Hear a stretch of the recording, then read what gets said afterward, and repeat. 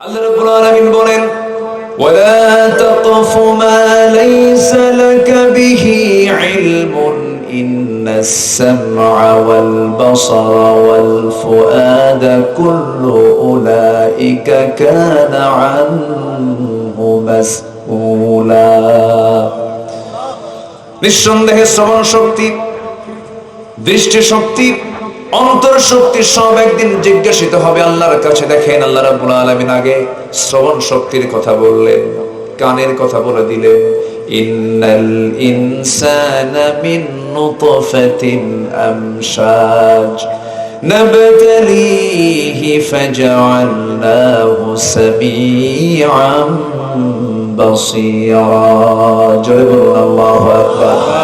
আমি বান্দাকে বানিয়েছি শ্রবণ এবং দৃষ্টি শক্তি সম্পন্ন করে। জোরে বলি সুবহানাল্লাহ। আগে শ্রবণ, এরপরে দৃষ্টি। আগে শ্রবণ, এরপরে কি দৃষ্টি। আগে কানের ডিপার্টমেন্ট, এরপর চোখের ডিপার্টমেন্ট। বানিয়েছেন কে? আল্লাহ। কোরআনে যে তথ্যগুলো দিয়েছেন বিজ্ঞানের সঙ্গে মিলে কি মিলে না? যদি কোনো বিজ্ঞান বলে যে বিজ্ঞান এখানে মিলতেছে না, তাহলে বিজ্ঞানের ভুল না কোরআনের ভুল? বলেন বলেন, কার ভুল? বিজ্ঞান ভুল করবে, কিন্তু কোরআন কখনো ভুল করবে না। সম্মানিত ভাইয়েরা, বহু কথা আছে, এক রাত পেয়েছি তো একটু একটু করে সব জায়গায় আমরা বলবো আস্তে আস্তে। আমাকে সময় দিচ্ছেন তো? কারো কোনো সমস্যা নাই? জোরে বলি ইনশাআল্লাহ। আমাদেরকে ভালো করে কথা বলতে দেয়নি বিগত সময়ে, আমাদেরকে আসতে দেয়নি অনেক জায়গায়, যার মধ্যে একটা সাতক্ষীরা। কথা বলতে দেয়নি আমাদেরকে, তারা বড় অপরাধী মনে করত, আমাদেরকে তারা প্রতিপক্ষ মনে করত, আমাদেরকে তারা শত্রু মনে করত, আমাদেরকে তারা সন্দেহ করত। কিন্তু বলুন তো, এই দেশের কোন জায়গায় আলেমদের কোন দুর্নীতির চুল পরিমাণ কোন নাম নিশানা, কোন গন্ধ আছে? আসতে বলবেন না, আছে? দুদকে, দুর্নীতি দমন কমিশন, দুদকে কোন আলেমের নামে একটা রিপোর্ট আছে? কোন আলেমের একটা বাড়ি কি আমেরিকায় আছে? নাই। আমেরিকাতে নাই, ইউরোপে নাই। তাহলে আলেমরা কোন দুর্নীতির সঙ্গে জড়িত না। আলেমদের ইউরোপ আমেরিকায় বাড়িও নাই, কোনো আত্মীয় নাই, বিয়ে বাড়িও নাই, কুটুম বাড়িও নাই। আছে কি? তাহলে এত দোষ আলেমদেরকে কেন দেওয়া হলো? এটার মূল একটাই কারণ, সেটা হলো ক্ষমতাকে কুক্ষিগত রাখার জন্য। কিন্তু শেষ করে দিয়েছেন কে? আসতে বলবেন না, কে? আল্লাহ আছেন না নাই? আমরা মাঝখান দিয়া চিন্তাই করছিলাম, আল্লাহ এটা না মরা পর্যন্ত উপায় নেই, এরকম চিন্তা করছিলাম না? কিন্তু আল্লাহ কোন দিক দিয়ে কি করে দিলেন?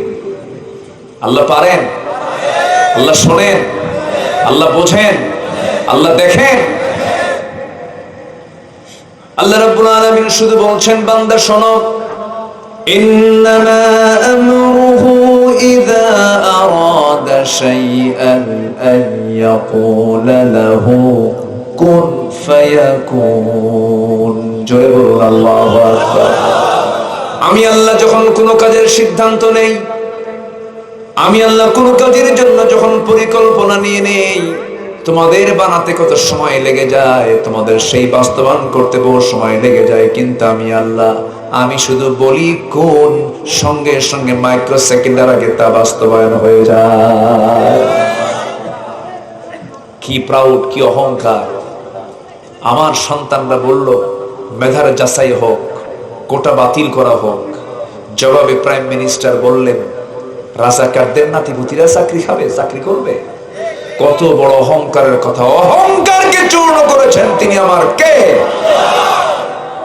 যে রাজাকার শব্দ ছিল ব্যান্ড শব্দ, সে রাজাকার শব্দকে আল্লাহ পাক ব্র্যান্ড বানায় দিয়েছে।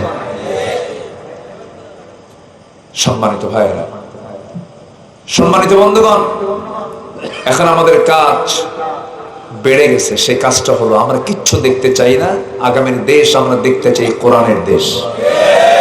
আমরা এত কিছু বুঝি না, আমরা এত তন্ত্র মন্ত্র, এত জটিলতায় যাব না। আমরা আমাদের কথা একটাই, আকাশ যার জমিন যার, আইন চলতে হবে তা।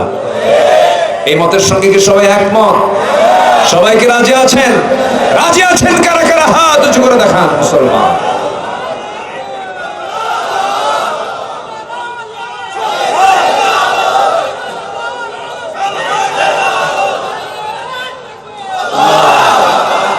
আল্লাহ কবুল করুন, জোরে বলি আমিন।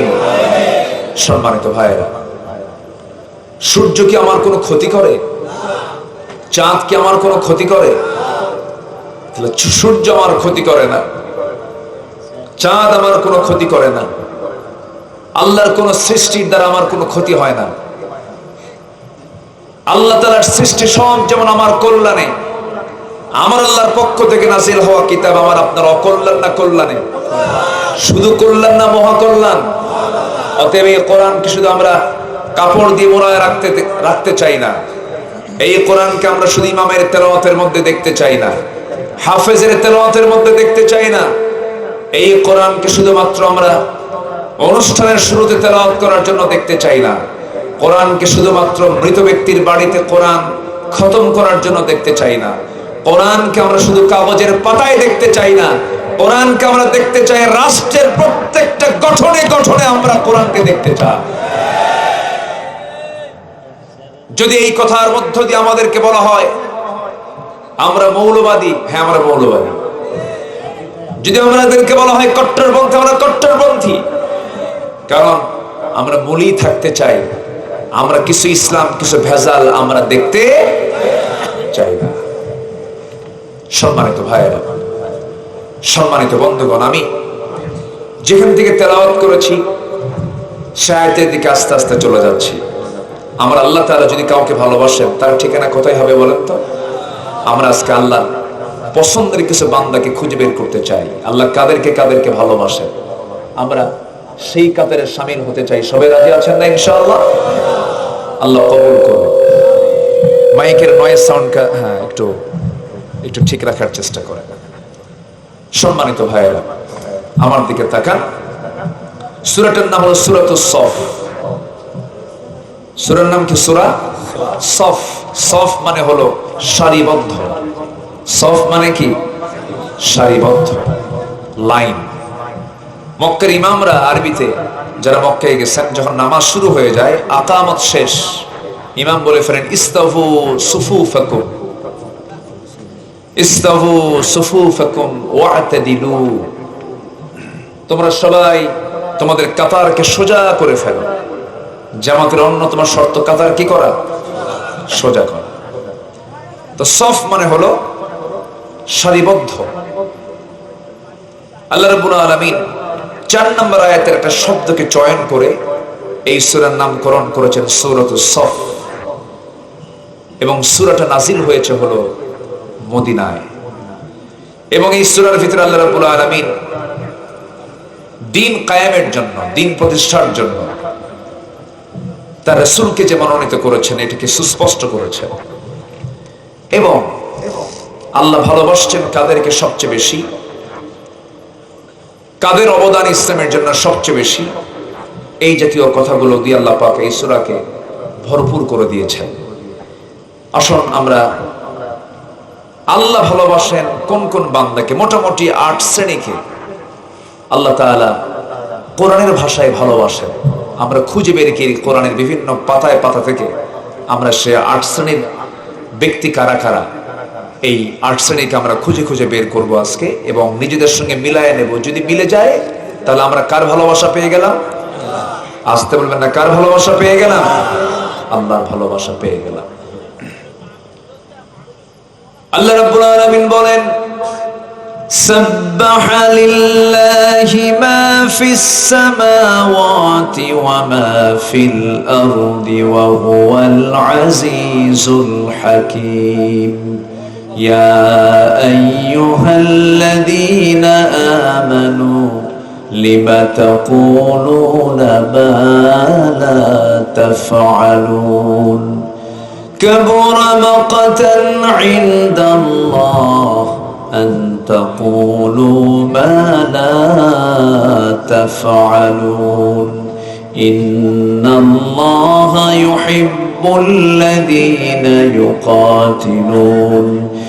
يقاتلون في سبيله صفا كأنهم بنيان مرصوص جنبنا الله أكبر আল্লাহ রাব্বুল আলামিন প্রথমে তার বড়ত্ব প্রকাশ করছেন আসমানে যা আছে মা ফিস সামাওয়াত ওয়া মা ফিল আরদ এবং জমিনে যা আছে সব কিছু পবিত্রতা ঘোষণা করছে সব মিলে একমাত্র কার সবাই পবিত্রতা ঘোষণা করছে আল্লাহ পাকের কিন্তু বান্দার মধ্যে কিছু সমস্যা আছে কারণ অধিকাংশ বান্দাগুলো অকৃতজ্ঞ হয় কালিলাম মা তাশকুরুন কালিলাম মা তাযাক্কারুন অল্প সংখ্যক লোকেরাই আল্লাহর শুকর আদায় করে অল্প সংখ্যক লোকেরাই আল্লাহর জিকির করে একজন খুব দামি সাহাবী ছিলেন ওমর ফারুক রাদিয়াল্লাহু তাআলা আনহু মাঝে মাঝে তিনি দোয়া করতেন আল্লাহ তুমি আমাকে অল্প সংখ্যক লোকের কাতারে শামিল করে নাও তার এই দোয়া শুনে আরেকজন ভাই তাকে প্রশ্ন করে ফেলছেন ভাই ওমর আপনি এমন করে দোয়া করছেন কেন অল্প সংখ্যক লোক মানে আপনি কাদের কাতারে যেতে চান সাইয়েদনা ওমর ফারুক কেঁদে কেঁদে বলছেন ভাই রে তুমি কি কোরআন শরীফের আয়াতগুলো পড়ো না অল্প সংখ্যক লোক আল্লাহর জিকির করে অল্প সংখ্যক লোক আল্লাহর শুকর আদায় করে আমি তো সে অল্প সংখ্যক লোকের কাতারে থেকে জান্নাত যেতে চাই আবার জান্নাতের সংখ্যা বেশি হবে না কম হবে বলে জান্নাতের সংখ্যা কম হবে না বেশি হবে না জান্নাতি মানুষের সংখ্যা বেশি হবে কম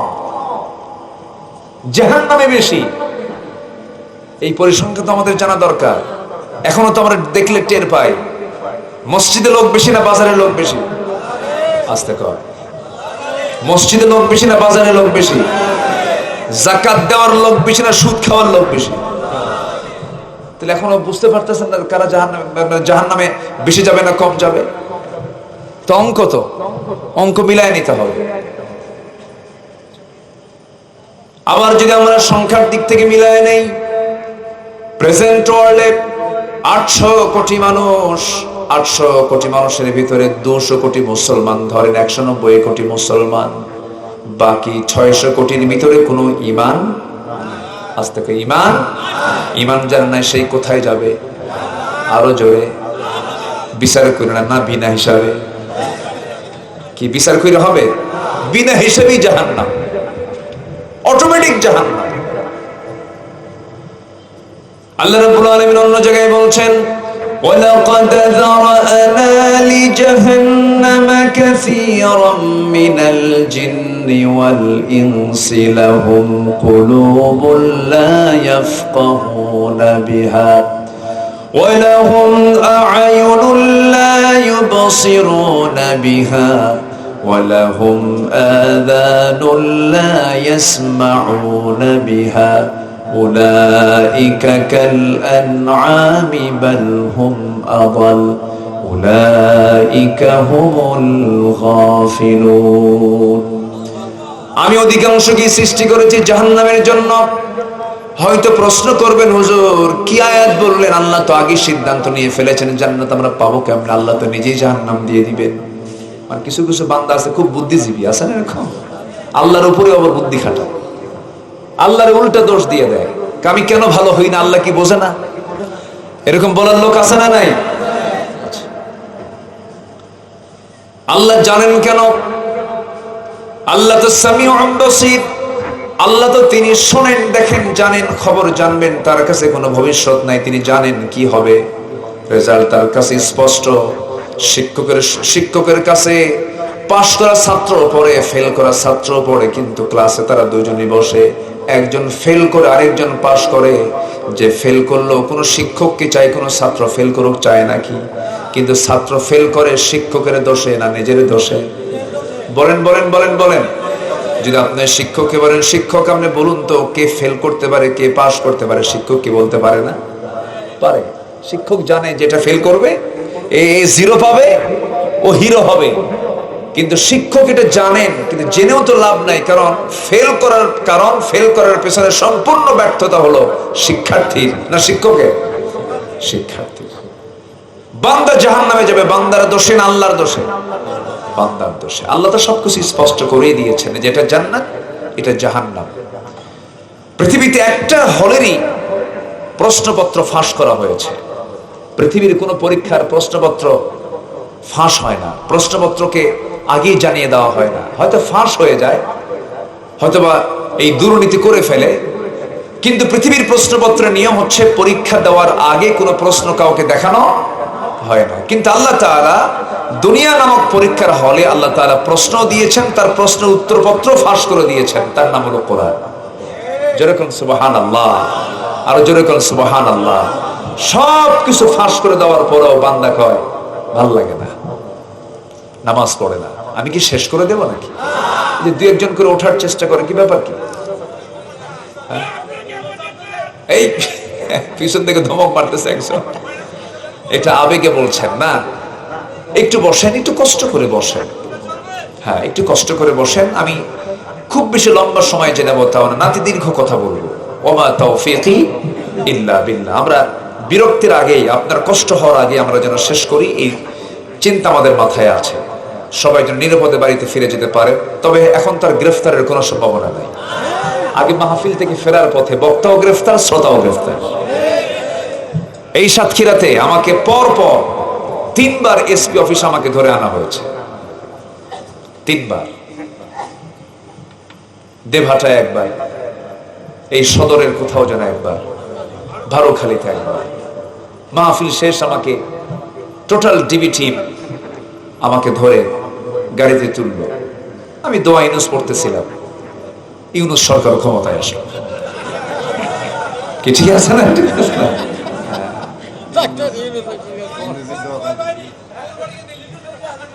সম্মানিত ভাইয়েরা, আল্লাহ যে এই লোকটাকে বুড়া বয়সে কেমনে সেট করে দিল আল্লাহ। পেঁয়াজের দাম রমজান মাসে পেঁয়াজি বানায় কোন মাসে বেশি? এত পেঁয়াজের দামটা 30 টাকা 25 টাকা। আমি আমার বুদ্ধি বয়সে পেঁয়াজের দাম আমি রমজান মাসে এত কম পাই। অথচ ভারতের পেঁয়াজ কি আসছিল? বুঝতে হবে, অঙ্ক বুঝতে হবে। সম্মানিত বন্ধুগণ, সম্মানিত ভাইয়েরা, বিমান টিকিট, আমি যে টিকিট কেটেছি 1.5 লক্ষ টাকা, আমি বলছি আমি যে টিকিট কেটেছি 1.5 লক্ষ টাকা, সেই বিমানের টিকিট এখন 50,000 টাকা। দ্বিগুণ নাই, 3 ভাগের 2 ভাগ নাই, মাত্র 50,000 টাকায় বিমান টিকিট পাওয়া যায়। কেন? বলা হয়েছে বিমানের টিকিট বিক্রি হবে পাসপোর্ট দেখে দেখে। পাসপোর্ট একটা, টিকিট একটা, কোন সিন্ডিকেট থাকবে না। আমরা যদি সততা নিয়ে, নিষ্ঠার সাথে সকল সিন্ডিকেট ভেঙে চুরমার করে দিয়ে সততাকে সামনে নিয়ে একটা কল্যাণ রাষ্ট্রের যদি পরিকল্পনা হাতে নেই, আগামীর বাংলাদেশ হবে এশিয়ার শ্রেষ্ঠ একটি দেশ ইনশাআল্লাহ। আল্লাহ কবুল করুন, আল্লাহ কবুল করুন। সেই লক্ষ্যে আমরা এগিয়ে যাই, আমরা সৎ হব, আমরা ঠকাবো না কাউকে। জোরে বলি ইনশাআল্লাহ, আর জোরে বলি ইনশাআল্লাহ। তো আমি দোয়া ইউনুস পড়তেছিলাম, আমি একজনকে বললাম, ভাই আমারে ধরলেন কেন? কে জানি না। কি বুঝতেছেন কি আপনারা? পুলিশ কি কয় জানি না। আমি আর কিচ্ছু বললাম না। তাহলে উনি জানেন না, তাহলে আমি কি করব? আর সারা রাত আমাকে একটা চেয়ারে বসিয়ে রাখলো, সারা রাত অযথা কষ্ট দিল। আমাকে এসপি কার্যালয়ে নিয়ে, এসপি নামের কলঙ্ক, এগুলো চেয়ারে এদের বসতে দেওয়া তো জায়েজই ছিল না। এই বেটা যে কই, আমি খোঁজটা নেওয়ার সময় পাইনি, ওয়াজ মাহফিল করতে সময় চলে যায়। যাই হোক,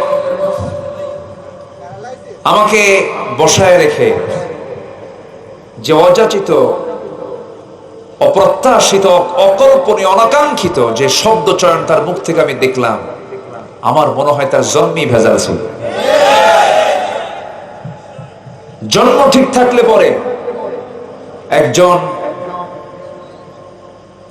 আমার জানাই নাই আমার দোষটা কি, এমন লোককে সামনে রেখে আমি তো সাতক্ষীরার মেহমান হয়ে আসছিলাম, ওয়াজ মাহফিলে আসছি, আমি তো সাতক্ষীরার লোকও না।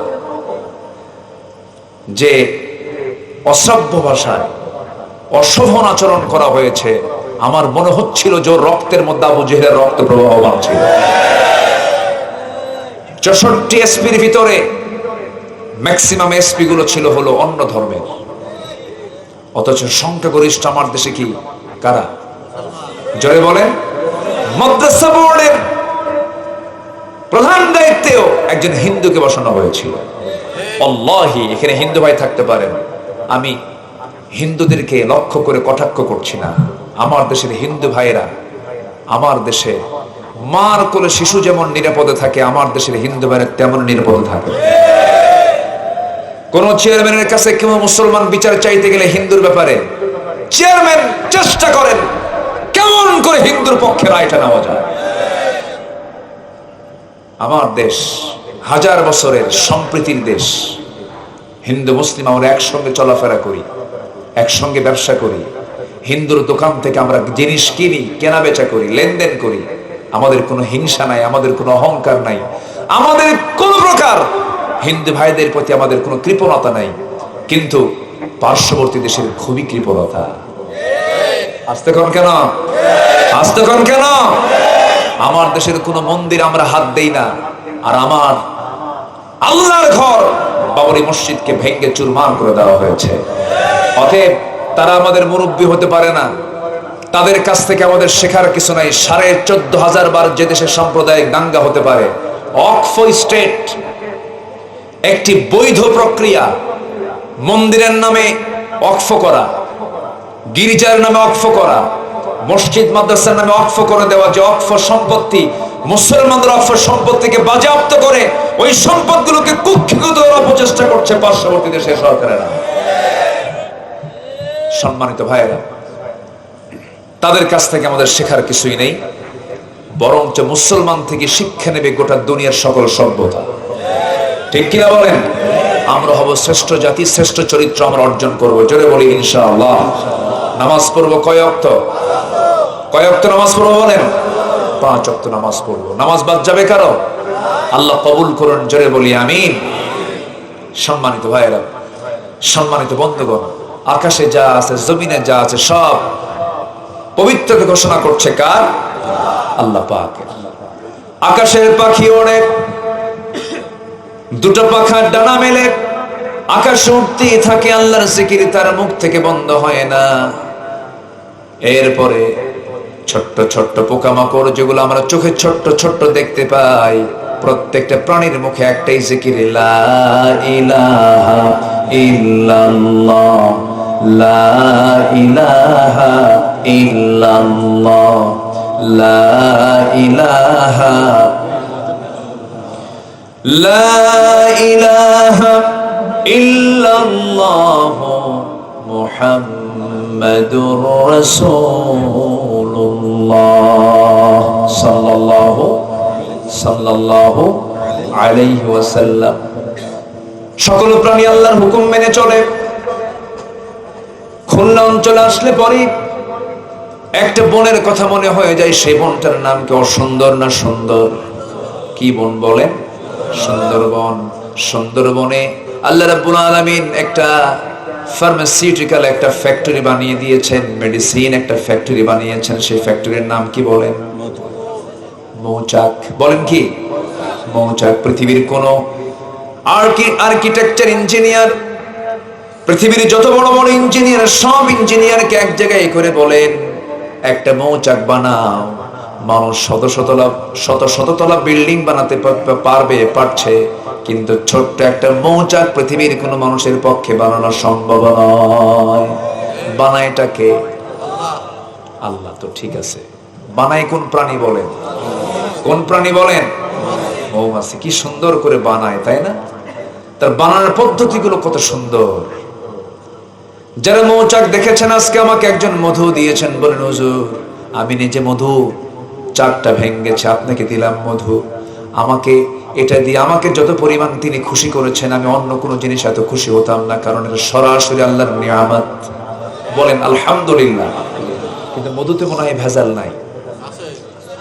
আসতে কয় মধুতে ভেজাল আছে, চিনি চিনি একজনকে চিনি দেয় না, মানে মধু একটু মিষ্টি কম হয়, ওটা একটু বাড়ায় দেয়, বাড়ায় দেয়। আমার বন্ধুগণ দেখেন, আল্লাহ তাআলা ফার্মাসিউটিক্যাল ফ্যাক্টরি বানালেন। এই পৃথিবীতে যত রোগ আছে, যত প্রকার A to Z যত রোগ আছে, সমস্ত রোগের ঔষধ আল্লাহ রাব্বুল আলামিন 4টা খাদ্যের মধ্যে রেখে দিয়েছেন। মাথায় রাখবেন, এগুলো হাদিসকে আমি যতটুকু পেরেছি গবেষণা করে আমি বের করার চেষ্টা করেছি। 4টা খাদ্যে, কয়টা খাদ্যে বলেন? 4টা খাদ্যে। নাম্বার 1 হলো জমজম পানি, কি বলেন? জমজম, মাউ জমজম। নাম্বার 2 হলো আজওয়া খেজুর, আচ্ছা আজওয়া নামক একটা খেজুর আছে। নাম্বার 3 হলো কালো জিরা। আর সব রোগের ঔষধ হলো সুন্দরবনের, দেখছেন আল্লাহ তাআলা সুন্দরবনও রাখছেন, সুবহানাল্লাহ বলবেন না? আজওয়া খেজুর দেশে নাই, জমজমও দেশে নাই, কালো জিরা মনে হয় সাতক্ষীরা বাজারে নাই, আছে না নাই? আমার বন্ধুগণ, আমরা অসুখ হলে আগে দূর মারি, ভেলোরের দিকে চলে যাই আমরা। কি কিসের দিকে? মাদ্রাজ, সিঙ্গাপুরের দিকে চলে যাই, থাইল্যান্ডের দিকে চলে যাই, চেন্নাইয়ের দিকে চলে যাই। কিন্তু আমার আপনার ঘরের কোণে মৌচাকে থাকা মধুর ভিতরে যে বহুত ওষুধ আছে, আমরা এটাকে বিশ্বাস করতেই পারি না। নিয়মতান্ত্রিকতা মানি নাই, অনিয়মতান্ত্রিক জীবন যাপন করেছি। আমার বন্ধুগণ, আপনি কি জানেন যে ব্যক্তি প্রত্যেকটা দিন 5 ওয়াক্ত নামাজ ওযু বানাবে, তার জীবনে কোনোদিন স্কিন ক্যান্সার হবে না?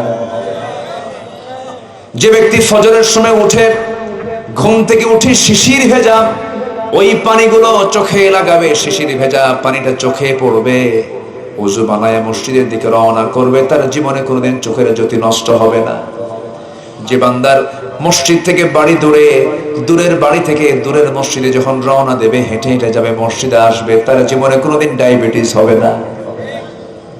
কেউ তো সুবহানাল্লাহ আলহামদুলিল্লাহ কর না। হুজুর কিচ্ছু কব না, নামাজ পড়বো না, নাকি এরকম কিছু নাকি? আমার বন্ধুগণ, জীবনটাকে সাজায় নিতে হবে। জীবন সাজায় নিলে পরে কোনো অসুখ আসবে না। ওয়ালা তুলকু আইদিকুম ইলাত তাহলুকা, নিজকে ধ্বংসের দিকে ঠেলে দিও না। কার কথা? আসতে বলবেন না, কার কথা? এই লাঞ্চটা সুন্দর করে বানিয়ে দিয়েছেন, ফ্রেশ করে। লাঞ্চটা কত সুন্দর, একটু মাঝে মাঝে মেডিকেল ভিডিওগুলো দেখবেন। ভিতরে যে লাঞ্চটা আছে বুক ভরা, এই লাঞ্চটা সুন্দর করে, খুব সফট করে, এত সুন্দর করে বানিয়ে দিয়েছেন তিনি। আমার কে? ওই লাঞ্চের মধ্যে বিড়ি ঢুকাইয়া কালো বানায় ফেললো সে কে? দেখেন আল্লাহ কইছে কে? মানুষ। তাহলে লাঞ্চ যে আপনার নষ্ট হয়ে গেল, এই নষ্টের পেছনে দোষটা কার? হ্যাঁ, আল্লাহর না বান্দার? আল্লাহ বলছেন, নিজেকে ধ্বংসের দিকে ঠেলে দিও না। আমি তোমাকে রমজান মাস দিয়ে দিলাম, খাইছো 11 মাস। রমজান যখন পেয়ে গেছো, রমজানে রোজা রাখো, বিড়িটা খাওয়া ছাড়ো। কিন্তু চাচা করে কি? শেষ রাত্রে সেহরি ঠিকই খায়, সারাদিন রোজাও ঠিক থাকে। সন্ধ্যা যখন ইফতার করে, ইফতার করার সঙ্গে সঙ্গে তার মাথায় একটা চক্কর মারে। ত্রিমোহনীর চৌমোহনীর চৌমাথায় কিছু দোকান থাকে, 4 দোকান থেকে, বিড়ির দোকান থেকে চলে যায়। ভিতরে গিয়ে একটা কোনায় বসে হাজি সাহেব মানুষ, এদিক সেদিক তাকায়, বলে দোকানদার তাড়াতাড়ি একটা প্যাকেট দাও, বিড়ি দাও, খাও। আসা না ভাই বলেন? সারাদিন রোজা ভালোই ছিল, কিন্তু রোজার হক তো নষ্ট হয়ে গেল। আল্লাহ চাইলেন যে তোমার লাঞ্চটা ভালো হয়ে যাক, 1 মাসে তুমি সুস্থ হয়ে যাও। আল্লাহ পাক রোজা দিয়েছেন অসুস্থ হওয়ার জন্য না সুস্থ হওয়ার জন্য? সুস্থ হওয়ার জন্য দিয়েছেন। ফিটনেস ধরে রাখার জন্য দিয়েছেন। গায়ে স্বাস্থ্য বেশি হয়েছে, কোলেস্টেরল কমানোর জন্য দিয়েছেন। রক্তের সমস্যা রোজা দিয়েছেন, হার্টের সমস্যা রোজা দিয়েছেন, অ্যাসিডের সমস্যা রোজা দিয়েছেন, রোজাকে আল্লাহ রাব্বুল আলামিন বান্দার জন্য দিয়েছেন। পৃথিবীতে এমন কিছু ক্লিনিক তৈরি হয়েছে, এমন কিছু হসপিটাল তৈরি হয়েছে, যাদের কিছু কিছু রোগী আছে যাদেরকে একটানা 1 মাস না খেয়ে রাখা হয়, শুধু পানি পান করানো হয়। কিন্তু মুসলমানদের রোজা দেখে ওই সমস্ত ডাক্তার আশ্চর্য হয়ে বলছে, আহারে এত সুন্দর পদ্ধতি ইসলাম দিয়েছে, বিজ্ঞান যা বলে ইসলামী তা বলে। জোরে কোন সুবহানাল্লাহ। মেডিকেল যা বলে ইসলামও তাই বলে। আমার ভাইরা, সুন্দরবনের মধু আজকে পেয়েছি, আমি খুব মজা পেয়েছি আলহামদুলিল্লাহ। প্রথমেই 2 চামচ খেয়ে ফেলছে, মানে বলছে আমি নিজে চাক কেটেছি। তাহলে বলেন একটু ভালো লাগে না? আর কিনতে গেলে কি যেন হলো, কি ঠিক আছে না, এরকম মনে হয় কিনা বলেন? বিশ্বাস হয় না তো, আমি তো নিজেই ভালো না, আমি বিশ্বাস পাবো কেন? আমরা তো ভালো হতে পারিনি। 1 পাউন্ড মধু বানাতে 550 মৌমাছিকে প্রায় 20 লাখ ফুলে ভ্রমণ করতে হয়। আপনি চিন্তা করতে পারছেন? আপনি এই মধু কি এমনি এমনি তৈরি হয়েছে? 1 পাউন্ড মধু বানাতে 550 মৌমাছিকে 20 লাখ ফুলে ভ্রমণ করতে হয়, যেখানে একটা মৌমাছিকে 80,000 কিলোমিটার পথ পাড়ি দিতে হয়। আরেকটা তথ্য মতে 14.5 লক্ষ কিলোমিটার পথ পাড়ি দিলে পরে 1 পাউন্ড মধু তৈরি হয়। এখন বলেন, সেই মধুর ভিতরে যদি কেউ চিনি ঢুকায়, বলেন তোর ফাঁসি কি একবার দরকার না বারবার দরকার?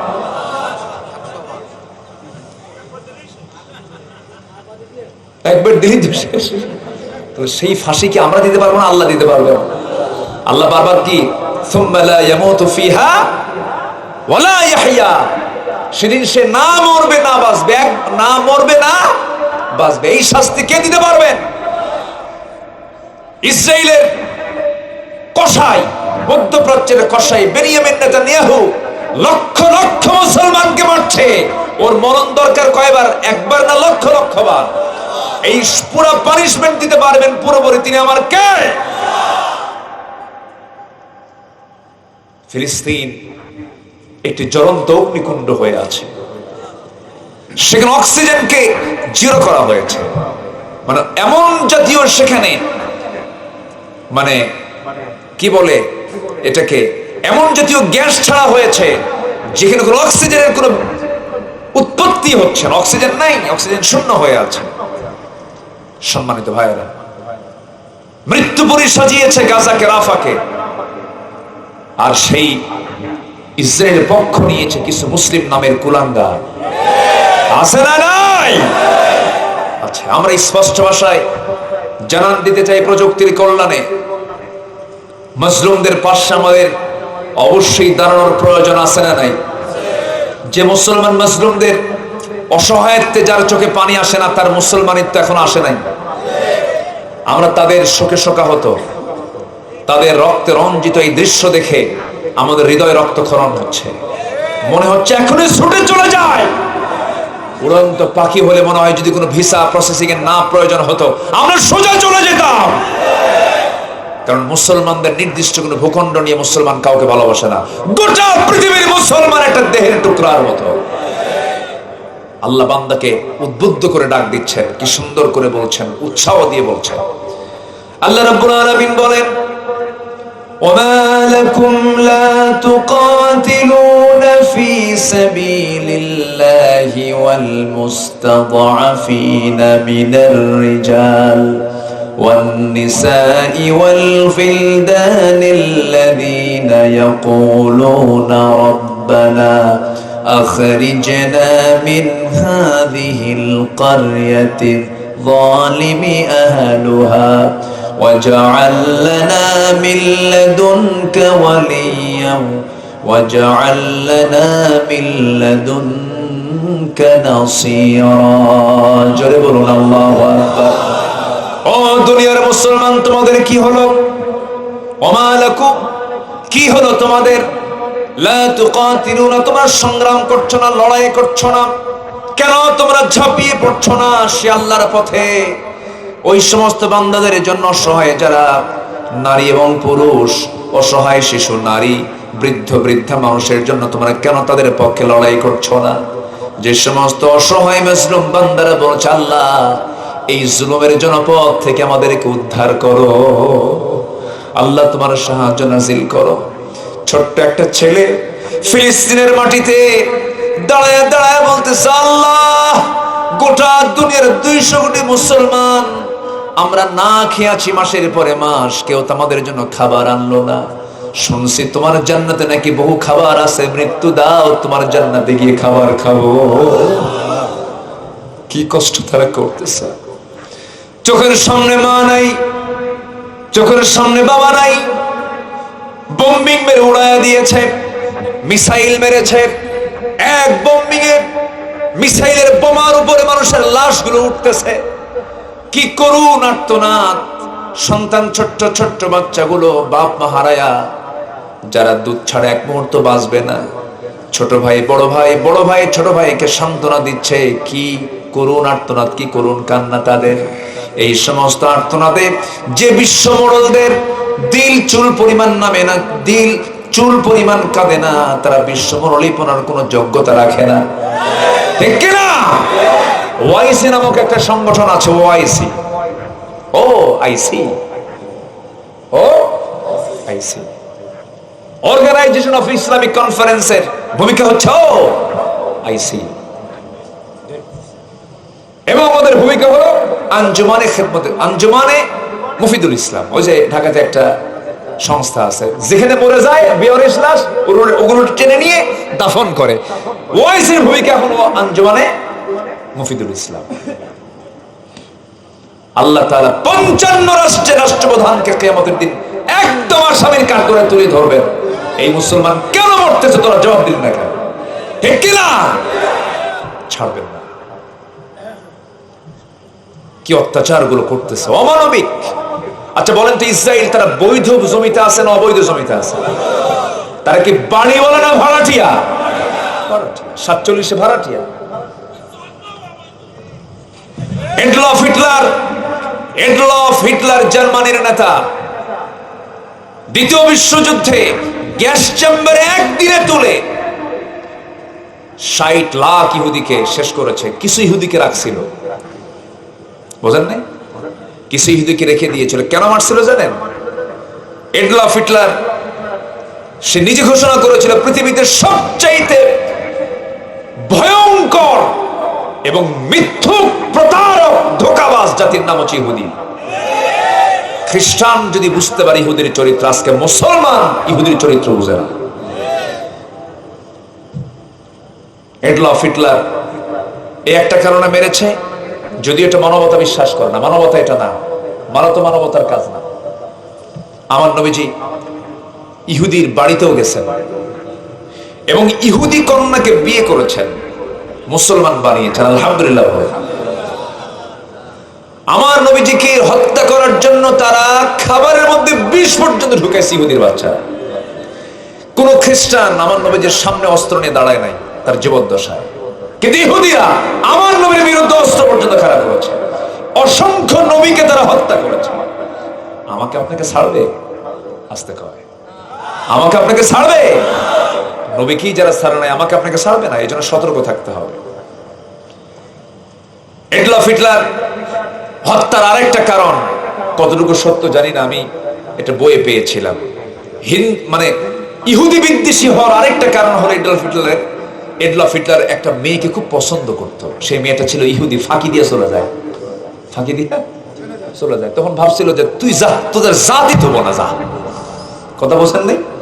বিভিন্ন কারণ তো থাকে, এর মধ্যে এটাও একটা কারণ ছিল। সম্মানিত ভাইয়েরা, সম্মানিত বন্ধুগণ, 200 কোটি মুসলমান যদি 1,52,00,000 ইহুদির মোকাবেলা করার জন্য অস্ত্র নয়, হাতও নয়, থুতু নিক্ষেপ করলেও তারা উড়ে যেত, কিন্তু কোনো আওয়াজ নাই, কোনো আওয়াজ নাই। কি করে জানেন? পেপসি খায়। কি খায়? কোকা কোলা খায়, কিটক্যাট খায়, বাটা পায়ে দেয়, পরে আবার গায়ে মুখে লিভার ব্রাদার্স মাখে, লাক্স মাখে। আমরা এত অচেতন। আচ্ছা, আবার আমি যে বলবো যেগুলো পণ্য বর্জন করুন, ঠিক আছে, পণ্য বর্জন করলাম, পণ্য আপনি কি ব্যবহার করবেন সেটা তো বানান নাই আপনি। আমার কথা কি বুঝতেছেন আপনি? আপনি না বানায় বর্জন করবেন কেমনে? আজকে মুসলমান পৃথিবীতে সবচেয়ে অলস জাতির নাম, বিশেষ করে মিডল ইস্ট আরব গালফের লোকগুলো সারা রাত জেগে জেগে থাকে কুত্তার মতো, আর দিনের বেলা ঘুমটা। আরব কান্ট্রির মানে একটা আমি লাইফ স্টাইল হয়ে গেছে। কুত্তা রাতে কি করে বলেন? কুকুরের কাছকে রাতে কি করে? জেগে থাকে, আর দিনের বেলা ক্লান্ত। কিন্তু মুসলমান তা করবে না। মুসলমান রাতের একটা অংশ ঘুমাবে, কবিল লাইলা ইল্লা কালিলা, একটা অংশ এসে দাঁড়িয়ে কার কাছে দাঁড়াবে? কার কাছে? আল্লাহর কাছে দাঁড়াবে। ক্যান্সার কেন হচ্ছে? যখন কোন মানুষ যখন ঘুমটাকে যখন রাতের জন্য মানে নেগেটিভ করবে, রাতে ঘুমাবে না, তখন তার শরীরটা হয়ে যাবে এলোমেলো, তখন সে নতুন রোগে আক্রান্ত হয়ে পড়বে। প্রযুক্তির এই দুনিয়ায় আজকে মানুষ অসুস্থ হওয়ার কারণ হচ্ছে সঠিক পদ্ধতিতে তার জীবনটাকে পরিচালনা না করার জন্য। আমার দাদার কি কোনো অসুখ ছিল? দাদার যুগে কারো কোনো রোগ ছিল?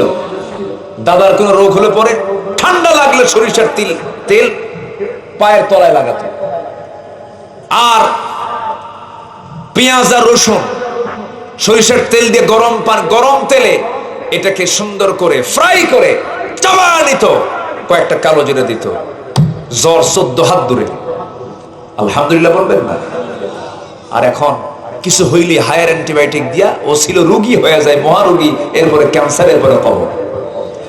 আল্লাহ বলছেন এগুলো কিচ্ছু লাগবে না, আমি তোর জন্য মরা ছাড়া সব রোগের ঔষধ দিছি এই মধুর ভিতরে। সুবহানাল্লাহ বলেন।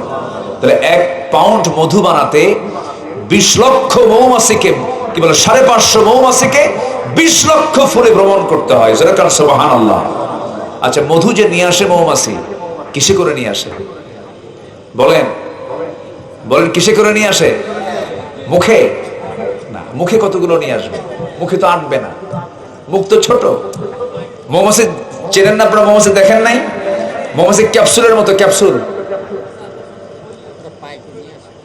পায়ে করেও নিয়ে আসে না। একটু শোনেন, এই মৌমাছি আল্লাহ রাব্বুল আলামিন অর্ডার দিয়েছেন, وَأَوْحَى رَبُّكَ إِلَى النَّحْلِ أَنِ اتَّخِذِي مِنَ الْجِبَالِ بُيُوتًا। আমি মৌমাছিকেও ওহী দিলাম, গাছের ডালে বড় বড় প্রাসাদের পাদদেশে তোমরা সুন্দর করে বাসা প্রস্তুত করে নাও। আল্লাহ রাব্বুল আলামিনের পরে বলছেন, ইয়াখরুজু মিন বুতুনিহা শারাবুম মুখতালিফুন আলওয়ানুহা ফীহি শিফাউন লিন-নাস। জোরে বলুন আল্লাহু আকবার। ইয়াখরুজু মিন বুতুনিহা, ওই মৌমাছিগুলো মধুর ওই ফুলের উপরে যখন পড়ে যায়, সেই মৌমাছির পেটের মধ্যে মধুগুলো তুলে নেয়, রসগুলো তুলে নেয়, পেটের মধ্যে তুলে নেয়। বিজ্ঞান বলছে আমাদের স্টমাক হলো, আমাদের পাকস্থলী হলো একটা, আর প্রত্যেকটা মৌমাছির পাকস্থলী আল্লাহ রাব্বুল আলামিন 2টা বানায় দিয়েছেন। একটা হলো তার খাবারের স্টমাক, খাবারের পাকস্থলী, তার জীবন বাঁচার জন্য স্টমাক দিয়েছেন। আর একটা দিয়েছেন শুধুমাত্র stomach of honey, honey stomach দিয়েছেন, মধু রাখার পাকস্থলী দিয়েছেন। জোরে বলি সুবহানাল্লাহ। প্রত্যেকটা মৌমাছির পেটের ভিতরে হানি স্টমাক দিয়েছেন। ওই পেটের ভিতরে সে সম্পূর্ণ মধুগুলো তুলে নিয়ে সেখানে প্রসেসিং হয়। সেই ফ্যাক্টরি কে দিয়েছেন? তাহলে মধু তৈরি করার জন্য আল্লাহ তাআলা কার্পেটকে বেছে নিয়েছেন। বলেন বলেন, কার্পেটকে বেছে নিয়েছেন। তাহলে এই মধু কি পৃথিবীর কোথাও কে বানাতে পারবে? বলেন, কেউ পারবে? বানাতে গেলে কি লাগবে? হ্যাঁ, মৌমাছি লাগবে। চিনে কেন? কারে লাগবে? মৌমাছি লাগবে।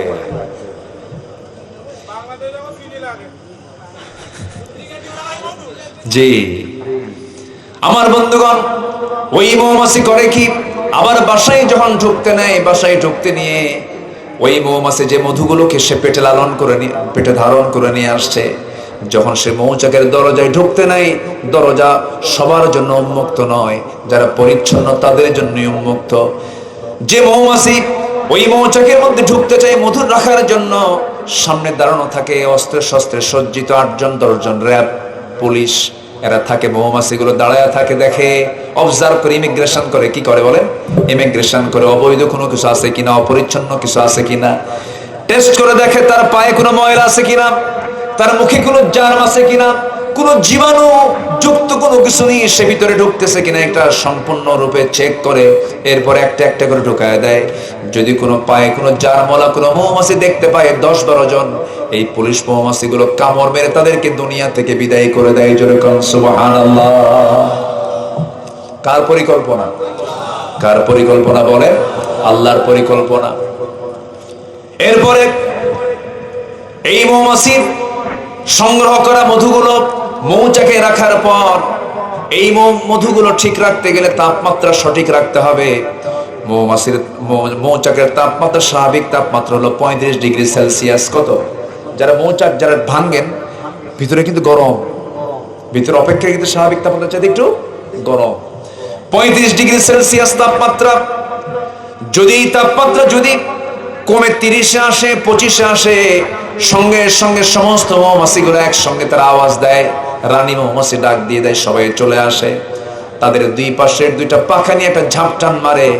ঝাপটান মারার সঙ্গে সঙ্গে ভিতরে একটা তাপ সৃষ্টি হয়ে যায়। 30 ডিগ্রি থেকে 35 ডিগ্রি সেলসিয়াস স্বাভাবিক তাপমাত্রা হয়ে যায়।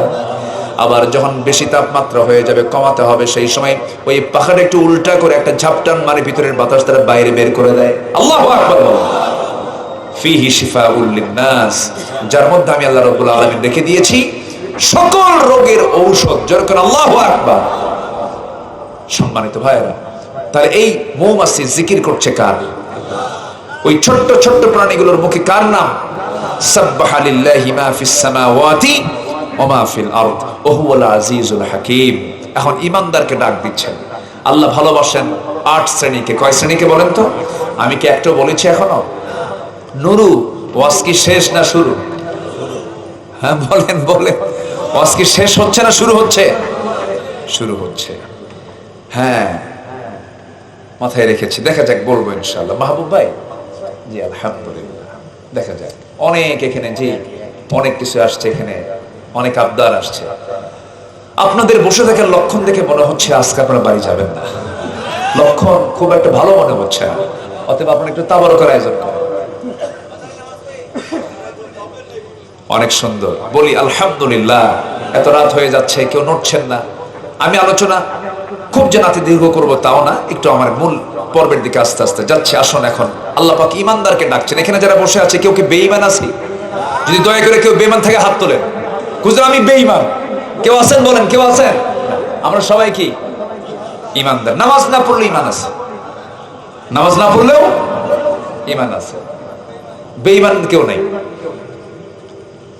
কেউ কয় না আমি বেঈমান, সবাই বলে আমি ইমানদার, কিন্তু নামাজ পড়ে না। কি পড়ে না? নামাজ পড়ে না। আমার বন্ধুগণ, আল্লাহ তাআলা সেই ইমানদারকে ডাক দিয়ে বলছেন, ও ইমানদারের একটা গুরুত্বপূর্ণ কথা তোমরা শুনে নাও। প্রশ্ন করছেন তিনি, ইয়া আইয়ুহাল্লাযীনা আমানু লিমা তাকুলুনা মা লা তাফআলুন কাবুরা মাকতান ইনদাল্লাহ আন তাকুলু মা লা তাফআলুন। ইমানদারেরা, লিমা তাকুলুন, কেন তুমি বলতে যাও, মা লা তাফআলুন, যা তুমি করো না। কেন বলতে যাও? যা বলো তা করো না, আবার যা করো তা বলো না। কেন তোমরা এরকম ওলট পালট করো? আল্লাহ চান কথার কাজ দুই রকম না এক রকম। আল্লাহ চান বান্দার পক্ষ থেকে কথা কাজ দুই রকম হবে না এক রকম হবে। কথা একরকম, কাজ একরকম। এই কাজ যে শ্রেণীর লোক এদেশে সবচেয়ে বেশি করে আসছে, তারা কারা বলেন? বলেন কারা? কথার কাজ মিল নাই এদেশের কোন কোন শ্রেণীর লোকদের বলেন বেশি? ঠিক আছে, আমি উত্তরটা যেটা চাচ্ছিলাম তা বলতে পারতেছেন না আপনারা।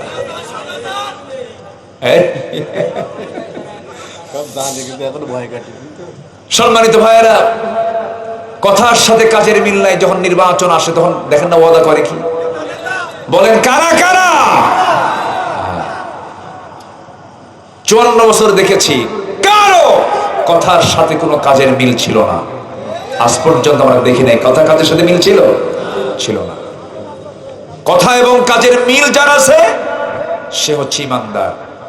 এবং সেই ইমানদারের দ্বারাই সম্ভব তার কথাকে কাজে পরিণত করা, তার কাজের মধ্য দিয়ে তার প্রতিশ্রুতি পূরণ করা। তার পক্ষে সম্ভব যে ব্যক্তি ইমানদার হতে পারে। অতএব আমরা নেতৃত্বে দেখতে চাই বেঈমান না ইমানদার, বেঈমান না ইমানদার, বেনামাজিরা নামাজি, কোরআন ছাড়া না কোরআনওয়ালা, সাধারণ নেতৃত্ব না ইসলামের নেতৃত্ব, দুনিয়ার আইন না আল্লাহর আইন। সোজা কথা, মন খারাপ করলেও কিছু যায় আসে না, যা মনে করেন করেন। কথা একটাই, 16 বছর কথা বলেছি, থেমে রাখি নাই। 16 বছর যেখানে যা পাইছি চান্স, এক চুল পরিমাণ কথা ছাড় দেই নাই। কথা বলেছি, জেল খেটেছি, দেশ ছাড়ি নাই। আলেমরা দেশ থেকে পালায় না, হাসিনা পালায়, হাসিনা পালায়, ঠিক কিনা? আমরা পালাই না, আমরা পালাই নাই। হয়তো বলবেন হুজুর ওয়াজের মধ্যে একদম নাম ধরে বললেন, নাম ধরে বলা কোরআনের হুকুম, কোরআনের হুকুম নাম ধরে বলো, কোরআন বলে দিয়েছে। দেখেন কেমনে, একটা সূরা আছে, সূরা লাহাব। লাহাব কার নাম? আবুল হাব কার নাম? তাহলে কোরআনে আল্লাহর নাম ধরে গালি দেয়নি? তাহলে কোরআন একটা কিতাব, ধর্মের কিতাব, এই কিতাবের মধ্যে আবুল হাবের নাম দেওয়ার কি দরকার ছিল বল? তাহলে কোরআনে যদি একটা কাফের আবুল হাবের নাম যদি উদ্দেশ্য করে আল্লাহ যদি গালি দেন, তাব্বাত ইয়াদা আবিল হাবি ওয়া তাব, আবুল হাবের ধ্বংস 2 হাত, আমরা কি নাম ধরে রাখতে পারি না? সমস্যা কোথায়? কোনো সমস্যা নাই। অনেকে এই কথা, আমি নাম বলছি তো, হয়তো অনেকে বলবেন দেখো যে রাজনীতি শুরু করছে, কোরআনই রাজনীতি শেখায় দিয়েছে, ঠিক কিনা? কোনো সমস্যা নাই, আলোচনা চলো। হুজুর মরু,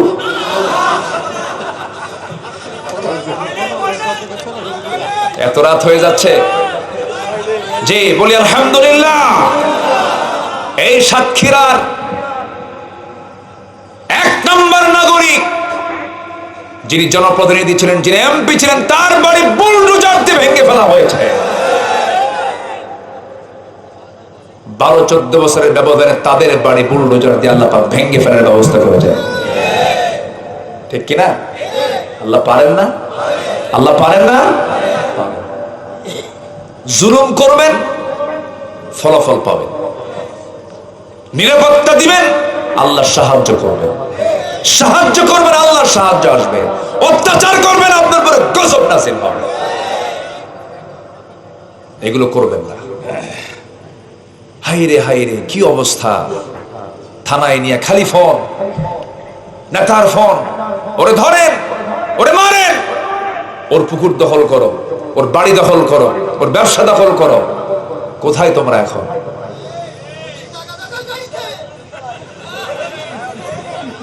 এখন গেছো কোথায় তোমরা? অনেক কিছু করেছো তোমরা। সম্মানিত ভাইয়েরা, আপনি কথা না বলতে দিলেন, আমার এই কথাগুলো আমার বলতে হবে, এই জন্য বলতেছে। অনেক কিছু করেছে ওরা। আল্লামা সাঈদীর মতো মানুষকে, এত বড় সম্পদকে তারা শেষ করে দিয়েছে আমাদের মাঝ থেকে। ওদের কোনো ক্ষমা নাই। সকল হত্যার বিচারের আগে তাফসীর মাহফিলের প্ল্যাটফর্ম থেকে সুস্পষ্ট ভাষায় জানান দিতে চাই, এই দেশের ইসলামী আন্দোলনের অন্যতম সূতিকাগার সাতক্ষীরার 0 পয়েন্ট থেকে জানাতে চাই, আল্লামা সাঈদীর খুনের সঙ্গে যারা জড়িত, অবিলম্বে তাদেরকে ফাঁসির মঞ্চে ঝুলিয়ে মারা হোক। রাজি আছেন কারা কারা? হাত উঁচু করে দেখান মুসলমান।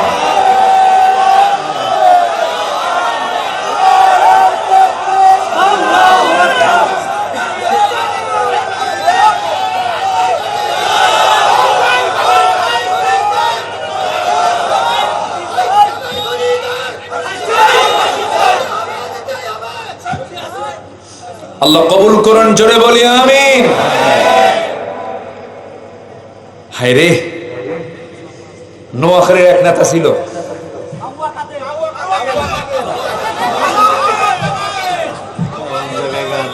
মঞ্চে উঠলি কোনো বক্তব্য নাই, এত মূর্খ, জাতিকে দেওয়ার মতো কিছুই ছিল না। যেটা আপত্তিকর শব্দ, যে কথার ইঙ্গিতের ভিতরে রয়েছে হলো নোংরামি, বলে খেলা হবে। নোংরা ভাষা, এটা হচ্ছে একটা বেশ্যালয়ের ভাষা। এই ভাষাগুলো তাদের মুখে বের হয়েছে, এত নোংরা।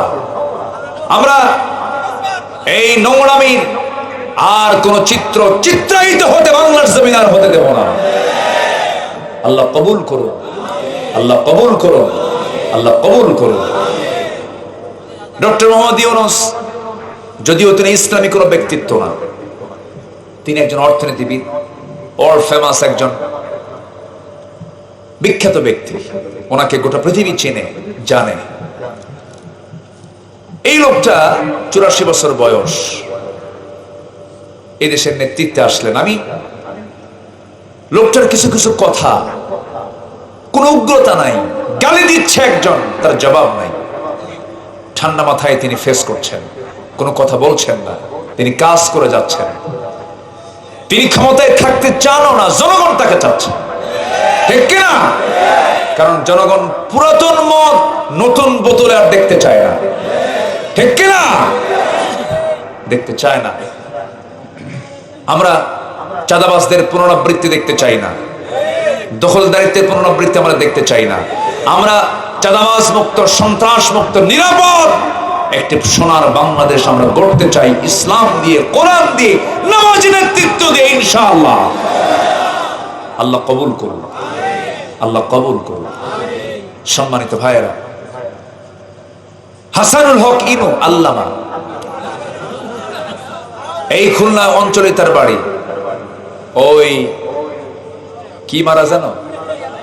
কোন এক ভেড়া, হ্যাঁ ভেড়া মারা, হ্যাঁ ভেড়া, ভেড়া মারার কি ভেড়া, ভেড়া মারার কি ভেড়া। ও আমার সিনিয়র মুরব্বী আলেম শাহ আহমদ শফি রাহিমাহুল্লাহকে তেতুল হুজুর বলে গালি দিয়েছে। মনে আছে না আপনাদের? মনে আছে না? অনেক কিছু বলেছে। 16 বছর তার মুখ থেকে শব্দ ছিল তিনটা, একটা হলো জঙ্গি, মৌলবাদ, আগুন সন্ত্রাস। এই ছিল তার বক্তব্য। ভেসকে কেটে কেটে এখন জেল খাট।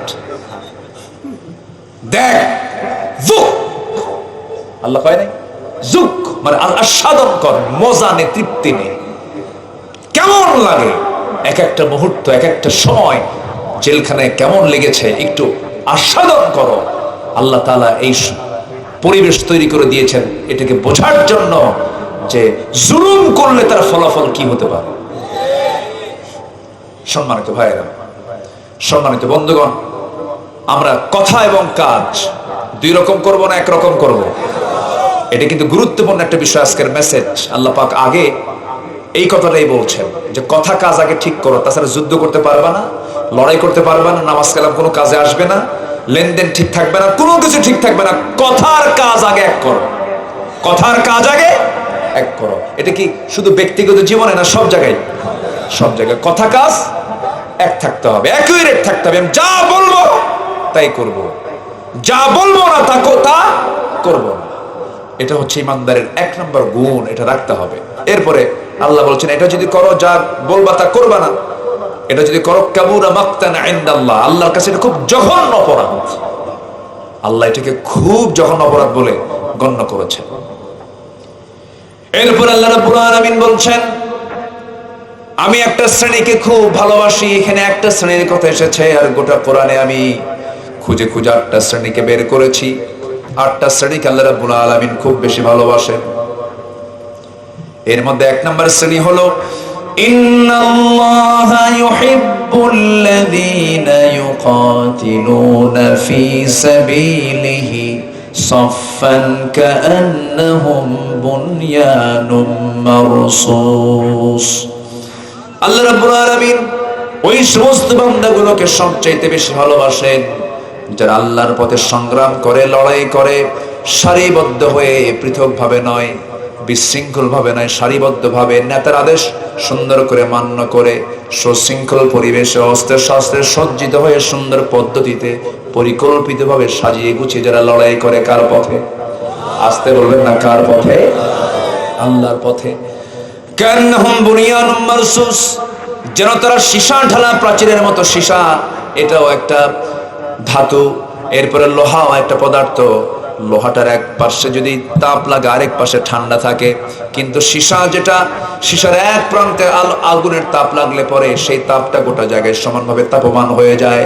আল্লাহ পাক মাহদুদ না বলে মারসুস বলেছেন, রাসাস উদাহরণটা দিয়েছেন। অর্থাৎ পৃথিবীর যে কোনো প্রান্তে মুসলমান একজন আক্রান্ত হবে, অন্য মুসলমান সঙ্গে সঙ্গে তার বিরুদ্ধে দাঁড়িয়ে যাবে। জোরে বলেন সুবহানাল্লাহ। মুসলমান হবে ভ্রাতৃত্বের বন্ধনে অটুট থাকবে, ভ্রাতৃত্বের বন্ধনে আবদ্ধ থাকবে। তারা ইস্পাত কঠিন ভ্রাতৃত্ব নিয়ে প্ল্যাটফর্ম তৈরি করে সামনে এগিয়ে যাবে, যেন তাদের ভিতরে কোনো প্রাচীর কেউ ভাঙতে না পারে। সাহাবে কেরামদের ভিতরে কি পরিমাণ ভ্রাতৃত্ব ছিল, একটু ছোট্ট কথা বলে ফেলি, একটু কান লাগায় শুনবেন। আমার নবীর ইন্তেকাল হলো, নবীজি দুনিয়া থেকে বিদায় নিলেন। প্রথম খলিফার বিদায় হয়ে গেল 2 বছর।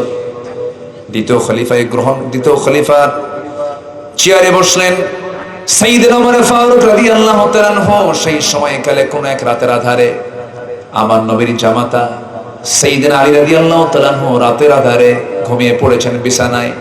স্বপ্নের মধ্যে দেখেন বিশ্বনবী স্বয়ং আমার সেই প্রিয় সাহাবী সাইয়েদনা আলীর দরজার সামনে দাঁড়ায় গেছেন। দরজার সামনে দাঁড়ায় গিয়া স্বপ্নের মধ্যেই রাসূল সাইয়েদনা আলীকে সালাম দিয়ে বলছেন, আলী তোমাকে সালাম দিলাম, তোমার সঙ্গে দেখা করতে আসছি। আমার নবীজি তার পাশে বসে গেলেন। বসে যাওয়ার পরে বলছেন, আলী বহুদিন যাবত দেখা হয় না, আজকে তোমাকে দেখা করতে আসলাম।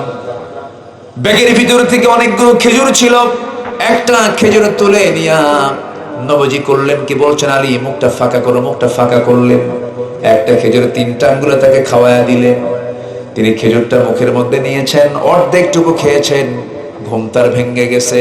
ঘুম থেকে জায়গা পেয়ে দেখেন সাইয়েদনা আলীর জিহ্বার ভিতরে তাজা খেজুরের স্বাদ ফুটে উঠেছে। নবীকে যারা স্বপ্নে দেখেন, সত্য দ্বারা স্বপ্নে দেখেন, কারণ শয়তান সবার সূরত ধারণ করতে পারলেও আমার নবীর সূরত ধারণ করতে পারে না। স্বপ্ন তার সব ভেঙে গেল। ওযু বানালেন, নামাজে দাঁড়ালেন। নামাজে দাঁড়ায়া আল্লাহর শুকরিয়া আদায় করলেন। ফজর আযান হয়ে গেল, মসজিদে চলে গেলেন। নির্দিষ্ট বেতনভুক্ত কোনো ইমাম ছিল না সেই সময়। তিনি ইমাম ছিলেন যিনি রাষ্ট্র পরিচালনা করেছেন। সাইয়েদনা ওমর ফারুক নামাজে দাঁড়ায় গেছেন। সাইয়েদনা আলী প্রথম কাতারে জায়গা পেলেন না, দ্বিতীয় কাতারে জায়গা পেলেন না, তৃতীয় কাতারে সাইয়েদনা আলীকে জায়গা পেলেন। নামাজ শেষ হলো। সাইয়েদনা ওমর ফারুক রাদিয়াল্লাহু তাআলা আনহু নামাজ শেষ করে তিনি দেরি করলেন না, তৎক্ষণাৎ দাঁড়ায় গেলেন। একজন মহিলার এক টোপলা খেজুর হাদিয়া ছিল, সেই হাদিয়ার খেজুরগুলো তিনি হাতের মধ্যে নিয়ে কাউকে দায়িত্ব না দিয়ে ওমর ফারুক স্বয়ং তিনি নিজেই করলেন কি, খেজুরগুলো বন্টন করা শুরু করলেন। প্রথম কাতার, দ্বিতীয় কাতার সবার হাতে হাতে 2টা 3টা 4টা করে খেজুর দিলেন। সাইয়েদনা আলীর সামনের লোকটাকেও তিনি একাধিক খেজুর দিলেন, আরো খেজুর ব্যাগের মধ্যে ছিল। সেই টোপলা থেকে সর্বশেষ সাইয়েদনা আলীর কাছে এসে অনেকগুলো খেজুর থেকে মাত্র একটা খেজুর 3টা আঙ্গুলে নিয়ে এবার বলছেন, আলী মুখটা ফাঁকা করো। মুখটা ফাঁকা করলেন। মুখটা ফাঁকা করার সঙ্গে সঙ্গে একটা খেজুর তার মুখে উঠায়া দিয়ে মুস্কি হাসি মারলেন।